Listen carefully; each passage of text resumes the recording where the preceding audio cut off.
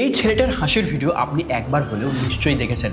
চায়ের আড্ডায় একটা হাসির ভিডিও তার জীবন পাল্টে যায়, কিন্তু তার পিছনের গল্প শুনলে আপনিও অবাক হবেন। তেলেঙ্গানার একদম সিম্পল এই ছেলে অরুণ কুমার, যাকে ইন্টারনেটে লাফিং বয় নামে চেনে, কিন্তু এই হাসির পিছনে কত কষ্ট লুকিয়ে আছে জানেন? অরুণ অনেক গরিব ফ্যামিলি থেকে বিলং করে, পড়াশোনাও করতে পারেনি, স্বাভাবিক।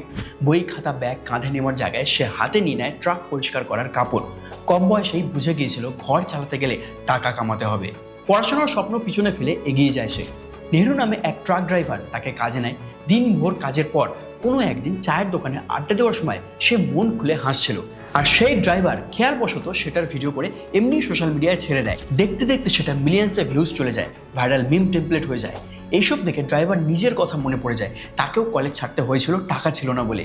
তাই ছোট্ট কেবিনেই অরুণকে সে লেখাপড়া শেখাতে লাগলো, বই খাতা কিনে দিল, আর এখন সে 10th বোর্ডের এক্সাম পাশ করে ফেলেছে। দুজনের পরিশ্রমের ফল এটা। কারোর ছোট্ট হেল্প বা কাইন্ডনেস, এমপ্যাথি কত কিছু বদলে দিতে পারে। তাই চেষ্টা করুন, লোকে তো ক্ষতি করে, আপনি বরং নিঃস্বার্থভাবে কারোর ছোট্ট সাহায্য করে মুখে হাসি ফোটানোর।